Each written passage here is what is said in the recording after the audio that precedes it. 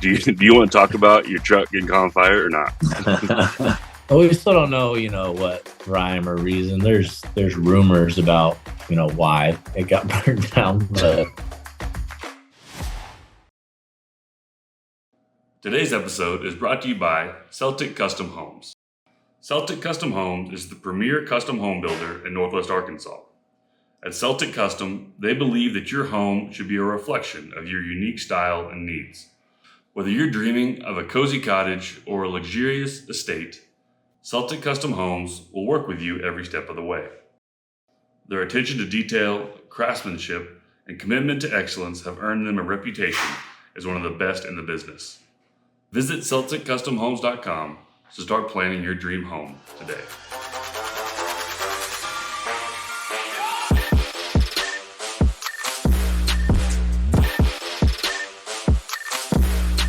Well, let's go on and bring our Lindsay associated guests on. San Francisco quarterback, former Razorback, former Fayetteville Purple Dog, Brandon Allen. Brandon, welcome to the show, man. yeah, good to be here. Thanks for having me on. Man, we're excited about we're going to dig deep here, buddy. We're going way back.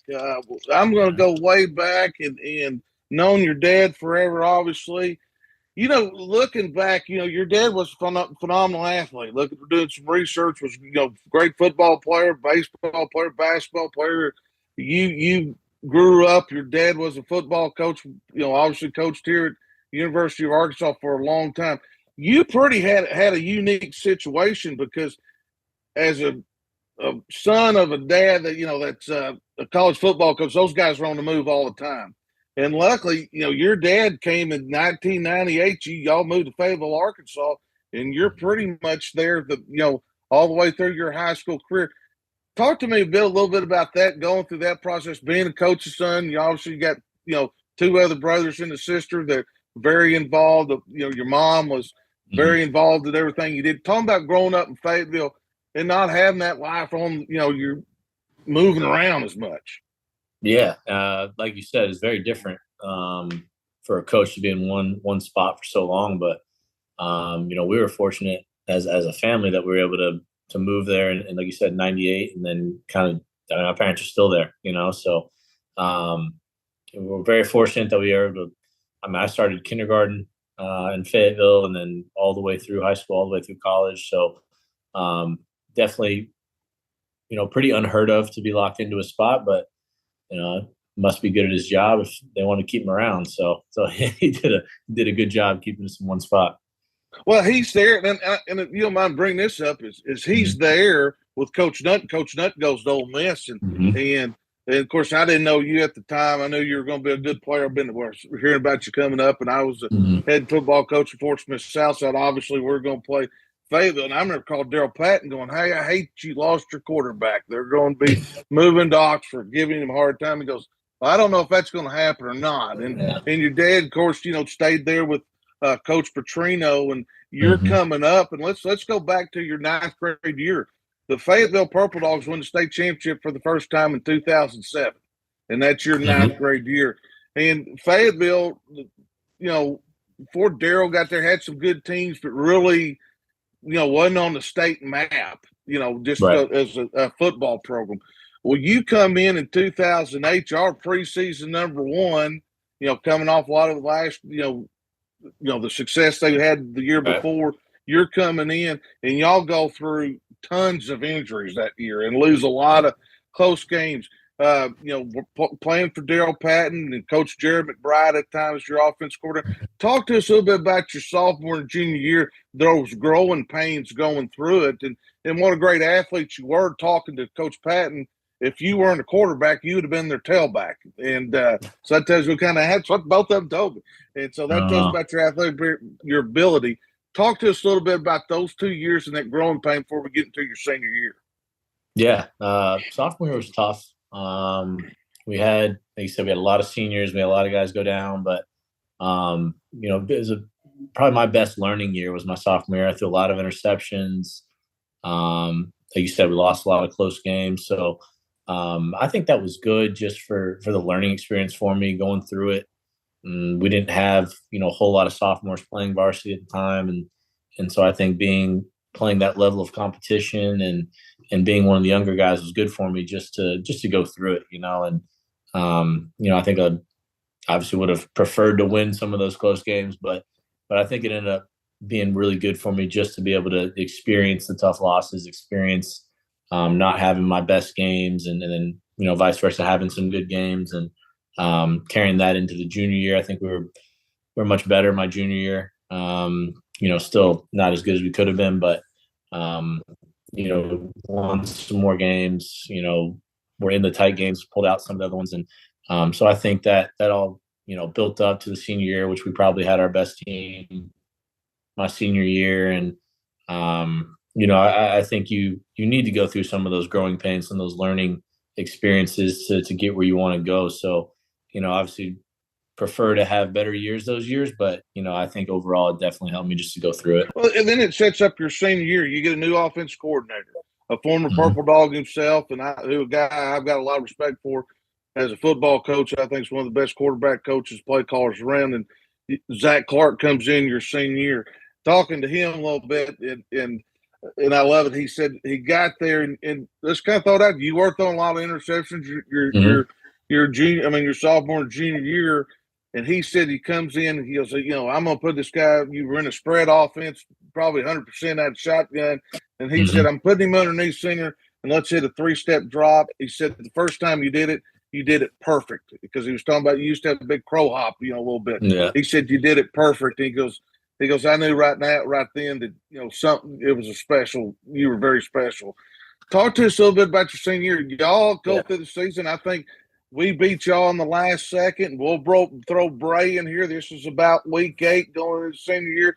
And y'all are right in the mix with everybody else, with Bentonville, Harbor, Southside's right there, of course. And then you guys, let's go back to you and Bray get on here, and let's talk about that week 8 Fayetteville Harbor game, your senior year. Y'all just lost a close one to us.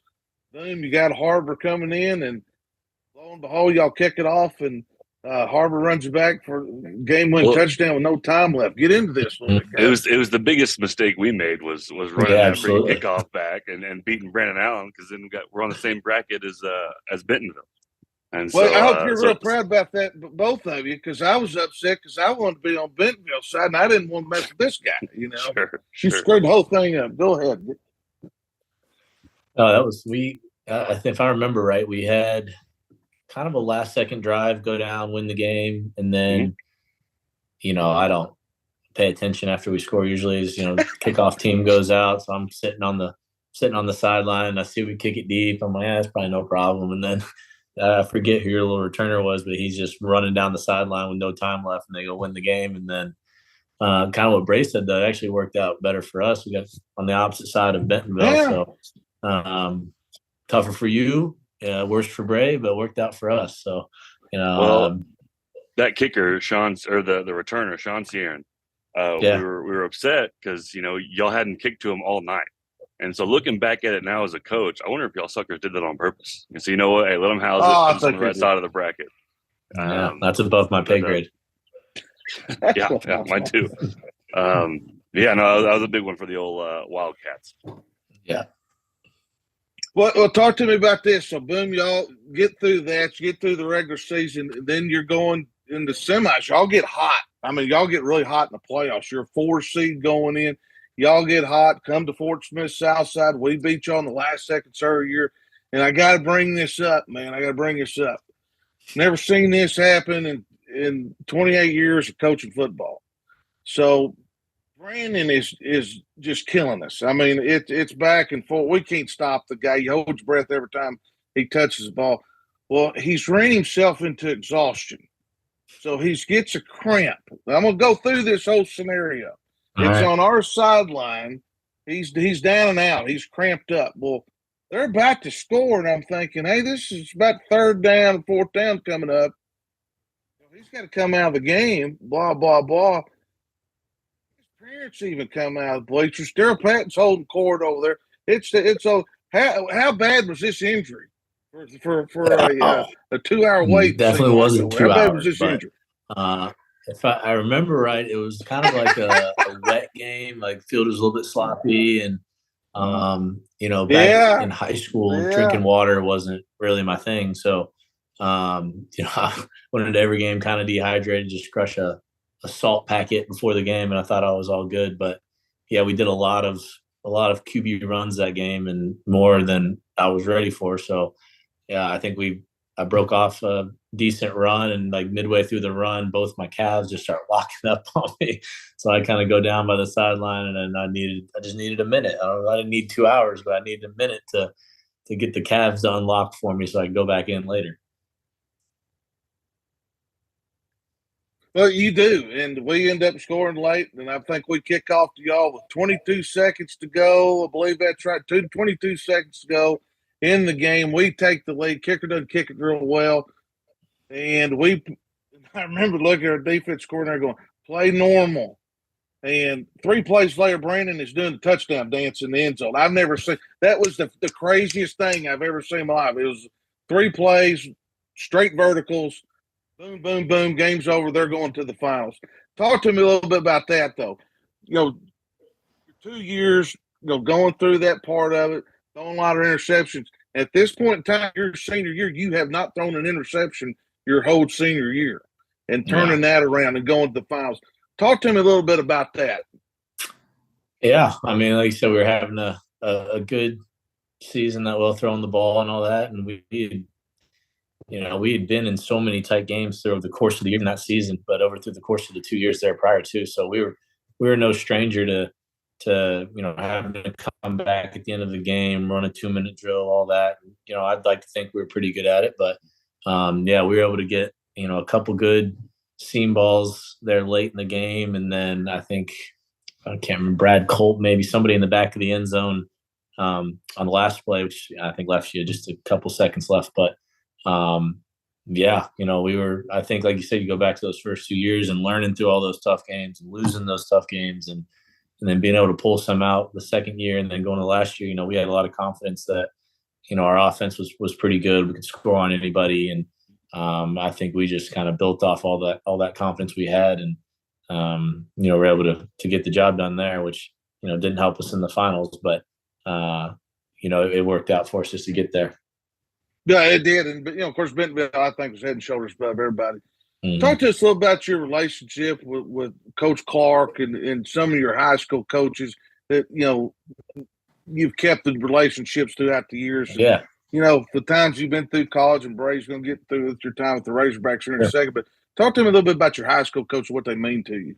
Yeah, I mean a lot. Obviously, Zach actually called me the other night, but I was already sleeping, left me a voicemail. I meant to call him back, but I got 2 little boys running around the house, Yeah. I get busy and forget sometimes, but it's, playing for Coach Patton, and then, McBride was great with me. And then when Zach came in, he was great. Obviously he changed. I think the biggest thing he did was change a lot of my footwork, which obviously helped me, going into college. And there was looking back at some of the old film from sophomore, junior year, it's not real pretty footwork wise. I'm just in the gun, catching it, trying to throw it.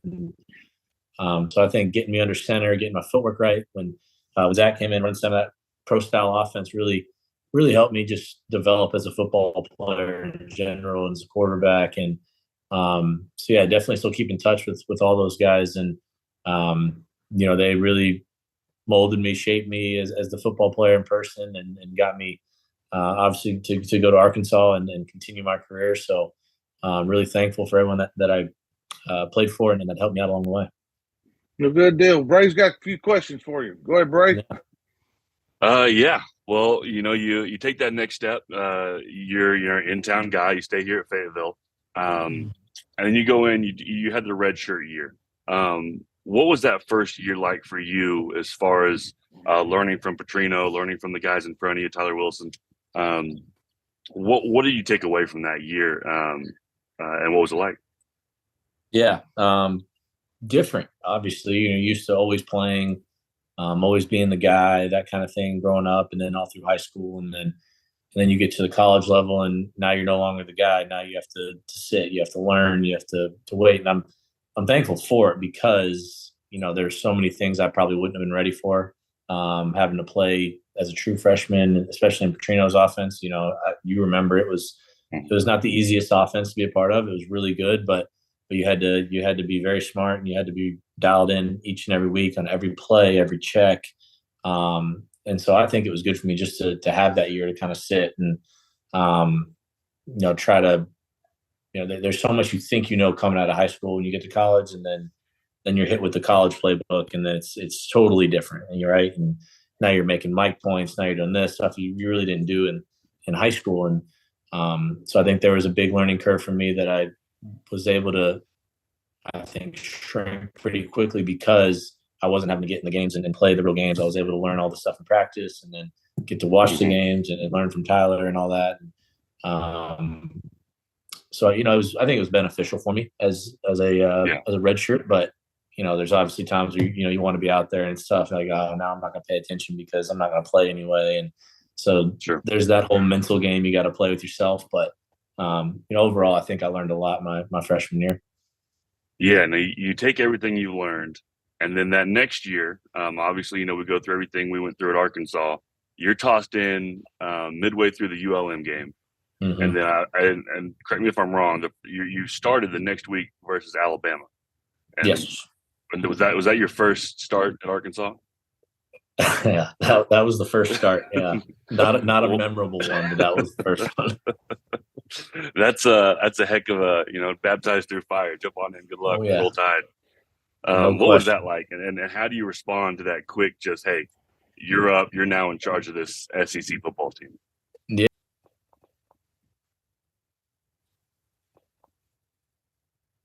Yeah.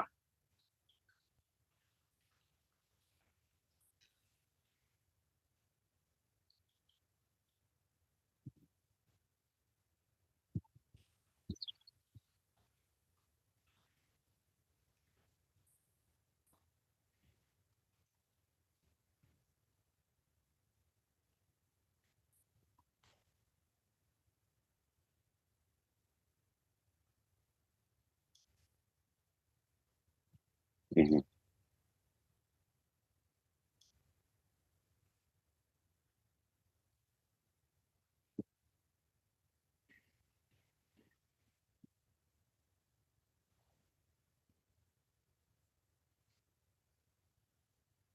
Yeah.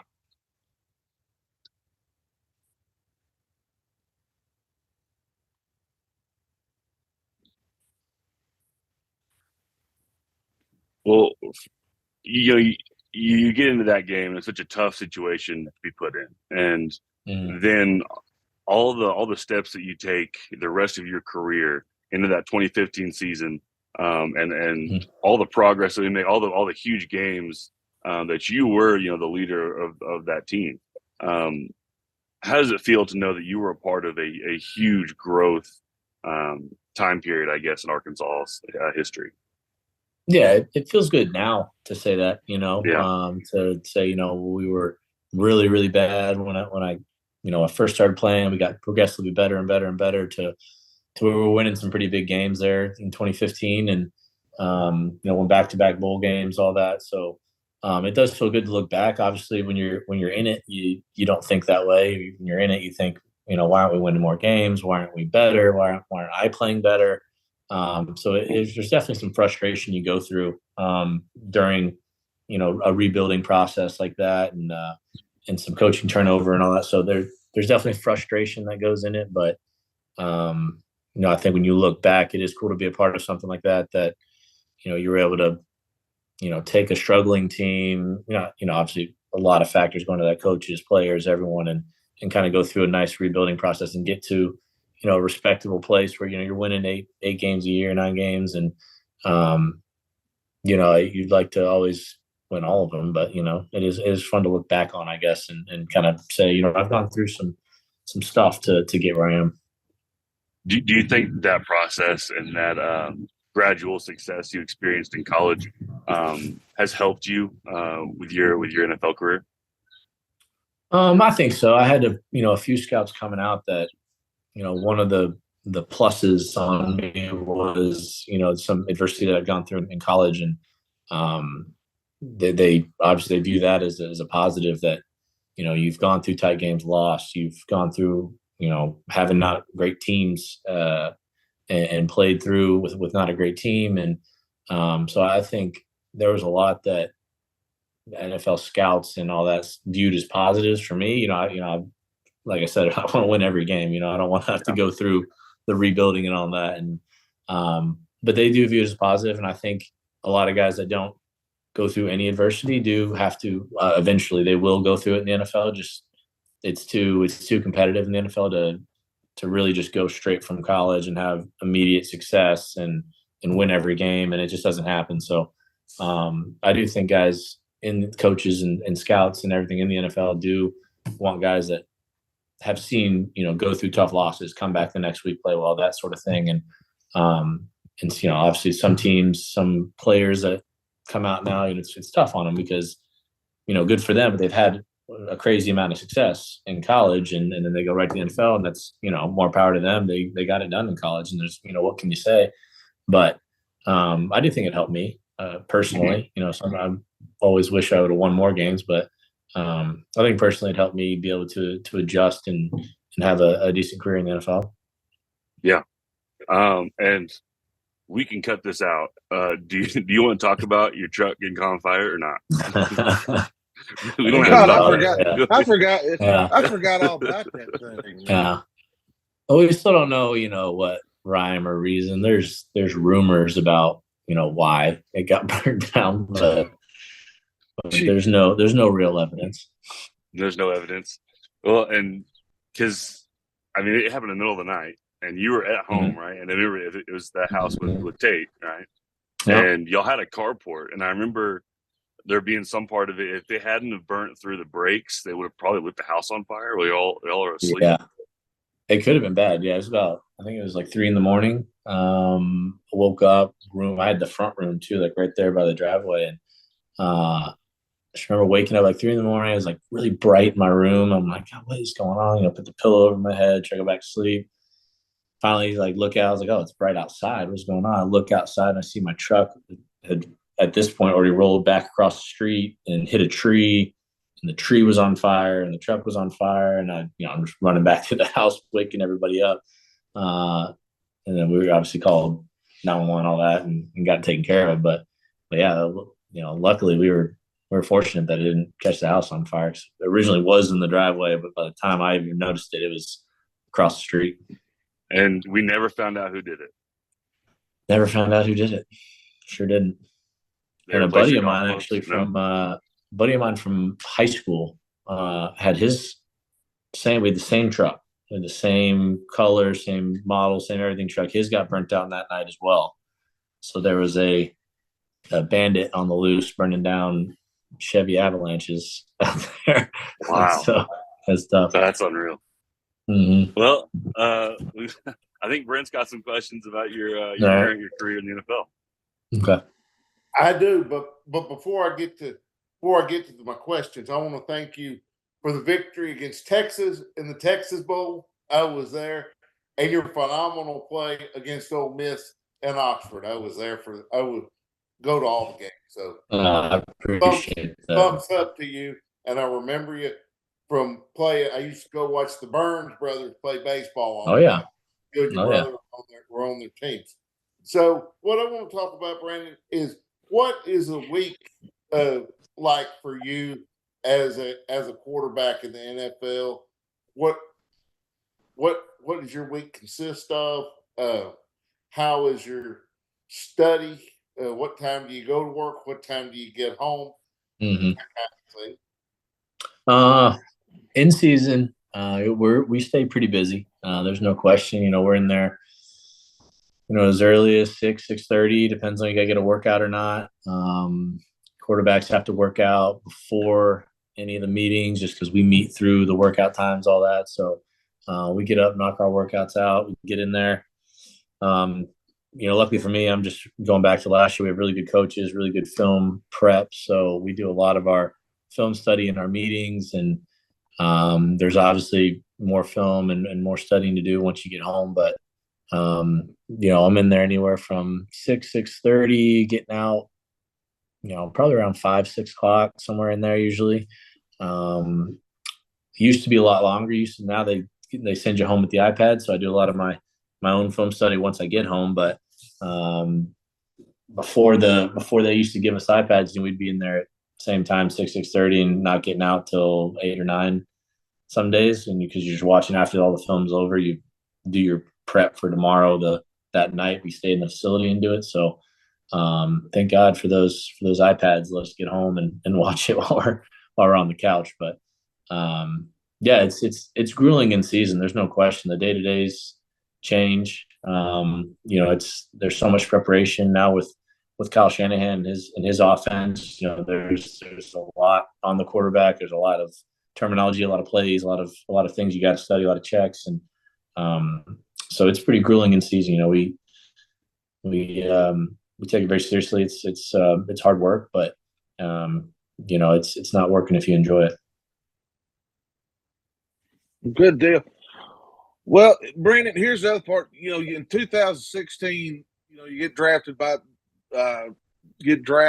Jacksonville, come out, and then we're going to run through these because I got some questions, and then obviously you're there for a couple of years, and then you get picked up, go to the Rams with McVay, and have a great run there, and then obviously go out to Denver, and then Cincinnati with Joe Burrow, and y'all go to the Super Bowl, and then last year obviously with San Francisco. One thing that stood out was, man, you've been around some phenomenal coaches.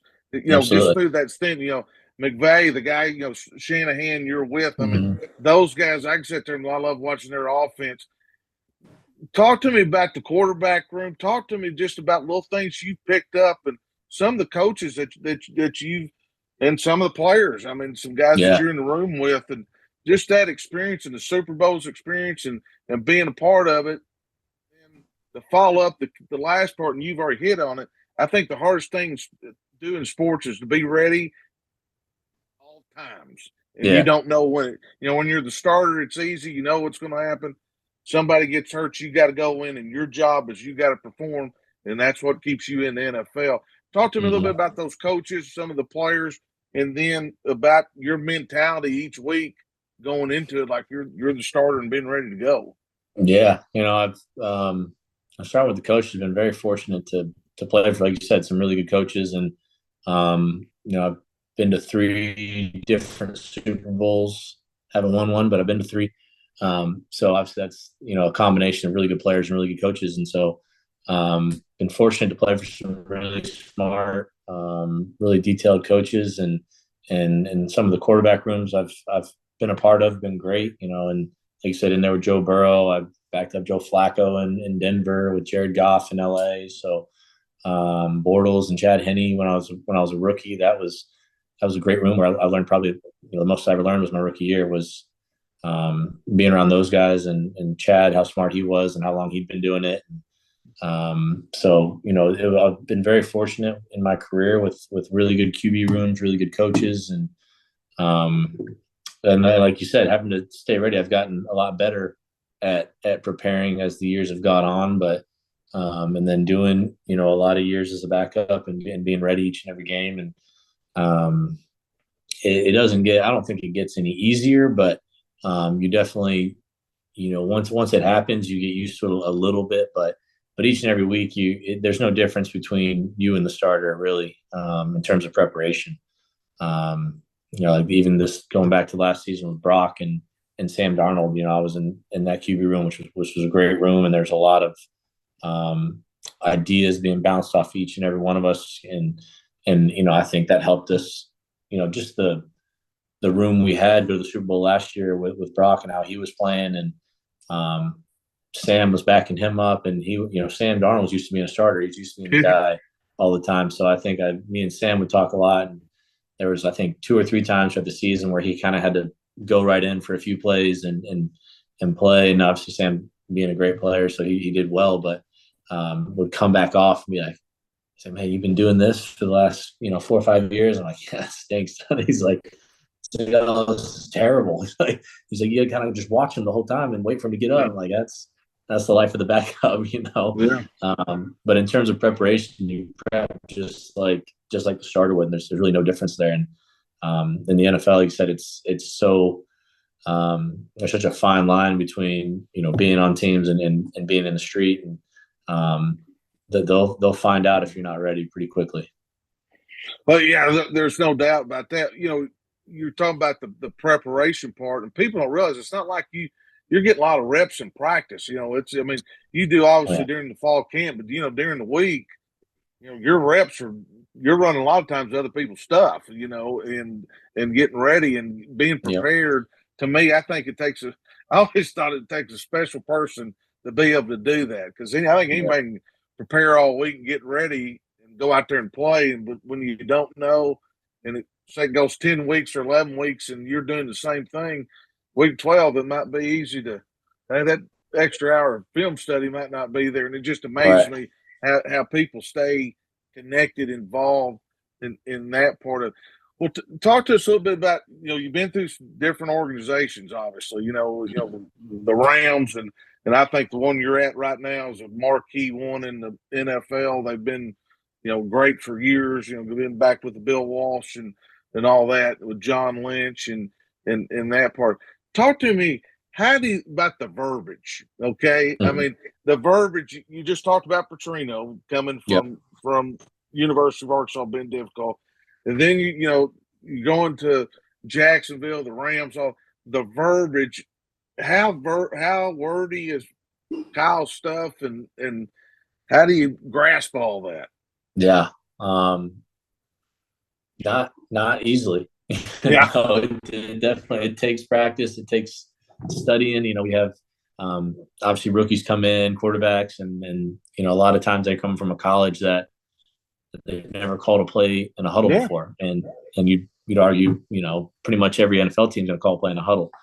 They're not looking to the sideline for coaches to signal routes and all that. You're just getting the play in the ear. You got to get in the huddle and call it. For some of our plays, we have to throw some on a wristband, just purely time based. There's not enough time on the play clock for him to call the play, us to repeat the play in the huddle, then break the huddle, get all the motions going, and so we got to put some on the wristband just so he can say, hey, wristband, right hash 50, left hash 50, and we're just in the huddle reading the play. But yeah, it definitely takes a lot of prep, a lot of work, a lot of just studying. Really, is that's the thing. Is people are coming from college, they're used to I got class, I got some tests coming up, and then I got football, so it's a little harder to make college as hard because you got so much going on as a student athlete. But once you get in the NFL, now that's your job. That's class, that's work, that's football, that's everything. So if you're wanting to put the same time in you put in college and do that in the NFL, you're not going to last very long. So it really just comes from just hours and hours of studying and repetition and calling it and seeing it and all that. So it's not easy on a quarterback with some of the verbiage, but there's usually a deeper meaning. There's a reason why it needs to be so wordy. You're helping other guys out. Maybe it's something for receiver. You got to put this extra 2 words on there for the receiver to know what he's doing. And you'd rather have all your guys, you want everything on you as a quarterback. So you'd rather have to go through the verbiage just so everyone else is going to be clear in their job. Well, pretty cool. All right, Bray. One of the things that you think about your career in the NFL, and what you were able to do at Arkansas. Whenever for an O-lineman, it's easy. You go out there, you got your 5 guys next to you. You're going to tell us what to do. You're going to tell us where to slide. We just go out there and hit somebody. But from the standpoint of being the general on the field and to grow that program at Arkansas, and then to have the success you've had in the NFL and the longevity, I think I want to use the word underappreciated for what you did at Arkansas. And I think you went through it. You're obviously very talented, very smart. And I think that your legacy at Arkansas is just something that is very unique and special. And I don't know. I just feel like that's a comment worth being made. Being able to, that. I see it. In high school, we got a young quarterback this year. He'll be a sophomore, and for me to look at him and ask him to do all these certain things, which we're going to do, and he's going to step up to the plate. Very talented kid. I think about I think about you in that position at Arkansas, and it's just such a daunting task. I think you did a hell of a job. I appreciate that. Yeah, it helped having you in front. Yeah, it's good old boys up front. We had a good group of O-linemen. We did. We did. Well, and I'll piggyback off this too, Brandon. I think me and Bray were talking about this earlier. Is you're going to go down, right now because you're in the NFL and your name comes up a little bit, about great Razorbacks. You're going to go down, but I'm going to throw two other things about it, and two other words I'm going to go with you. It's toughness, because I've seen you take some poundings in a lot of different ways, and I think, my God, that guy, I don't know if he can get back up, and you get back up and just keep just reeling them off. And the other part, you're a winner. I think, you've won. I mean, obviously, you've been in some good situations in the pros, obviously, but you're in a winning culture. Wherever you go, you turn it around. You look at your career at Fayetteville all the way back there, boom. You're kind of the class that really got that thing moving in the right direction, and you did the same thing in for the University of Arkansas, and obviously you're doing the same thing in life and that part of it. But I think those three words, unappreciated, toughness, and just being a winner, I think those three things are the best way to describe you, man. I appreciate that. I really do. I don't think a lot of people would agree with you, but I appreciate it. Well, I should probably apologize we probably had something to do with that toughness as well. So from the offensive line, that one's on us. You shouldn't be defined by your toughness. That's true. You got to take some hits as a quarterback. That's just part of it. Well, do this and we'll get you off here. Last question. If you had to go back to that kid back in 2009, a sophomore coming up in Fayetteville High School, what advice would you give him now? Drink some more water. That'd be number one. Other than that, though, I've always thought about that. Like, what I could have done differently, what would have made me better. And but I do remember when in sophomore, junior, all through high school and college, what I did do was have fun. And so I think it's with today's world and how, there's kids that are solely quarterbacks and that's all they play from, 7, 8 years old now, and they're just in training, they're doing this. Sometimes you lose the joy in who you're playing with and the people you're around. And, so, I do look back and I do remember I had fun playing, and, so I don't think I'd say much. Obviously there's things I could have done in the weight room. There's things I could have done, more study and all that. But, I think what I did do was have fun. So I would, tell any kid coming up through football, you got to enjoy it. You got to, and not just football, just anything, any sport, anything about life. You got to enjoy it while you're in it, because it does go quick. Like we're talking about high school, You look back and I'm 9 years into the NFL now, so it does go quick, and you don't have the same relationships that you will in high school and in college. And so I say enjoy it while you're in it, and it's easy for me to say now looking back, but I do remember some of the best times I had were just because, the people I was with, people I was around, and us just having fun playing football. Cool. One last thing, what's your thoughts with Coach Petrino coming back, calling plays with the Hogs and that whole situation? Texas OU coming into the league. I know you keep up with it, obviously. What's your thoughts about the whole thing? Yeah, I'm excited to see our offense play. There's no question about that. I've, like I said, being in a Petrino offense, I know what it's capable of, and I know we have some very talented guys on the offensive side that are going to be able to run it. So excited to see the season this year. Excited to see what we can do offensively. Defense was never my forte, so I'm going to let the defense do what they want to do. But you win games by scoring more than the other team, no matter how many points. So I'm excited to see what the offense can do. With Texas and OU coming in, I should just add to some of the rivalries, add to a lot of the excitement about SEC football, and so it should be a pretty exciting year. Well, real cool. Well, Brandon, man, we'll get you off there. I appreciate you coming on the show, man. Always, we're always pulling for you. I mean, every time you're out there, you're a true legend, an Arkansas legend. You're just a good person from a good family, and we're really proud of you and keep up with you. Thank you for coming on today. Yeah, thanks for having me. I appreciate it, guys. Thank you. Thanks, Brandon.